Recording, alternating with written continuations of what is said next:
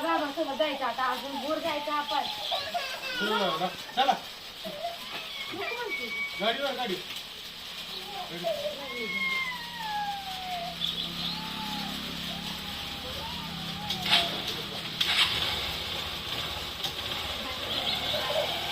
Bye विय.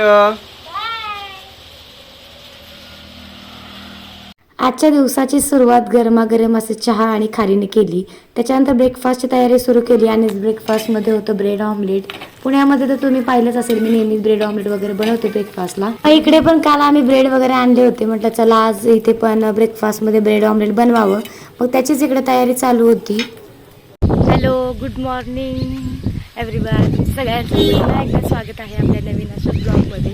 तर आजचा आपला गावाकडचा डे 2 आहे आणि आमचा सकाळचा ब्रेकफास्ट वगैरे झाला आहे. तर ब्रेकफास्टमध्ये आज काही ब्रेड ऑमलेट वगैरे खाल्ले, तुम्ही पाहिलंच असेल ते. आणि त्याच्यानंतर काय मुलांची मजा मस्ती चालू आहे, पण बाहेर येऊन थांबले त्यांच्यासाठी, त्यांचं बघत बसले, त्यांच्याकडे लक्ष देत. आणि दुसरं म्हणजे काही नाही, बाकी बारशाची वगैरे तयारी चालू झाली आहे. आणि तर चालू आहे, आज गेस्ट वगैरे येणार आहे, तुम्हाला ते पुढे ब्लॉगमध्ये पाहायला मिळेलच. So stay tune.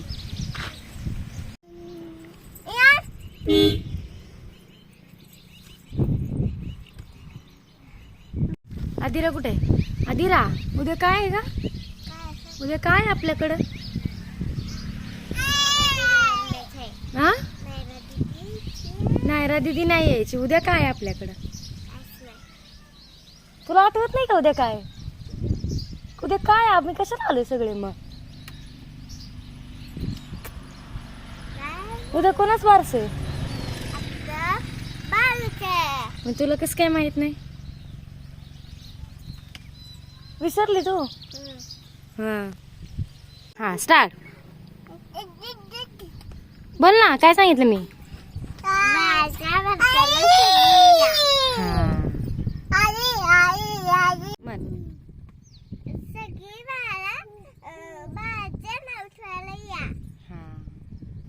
आणि त्याच्यानंतर थोडंसं आम्ही आटपाडीला गेलो, कारण की ते घ्यायच्या साड्या थोड्याशा कमी पडत होत्या.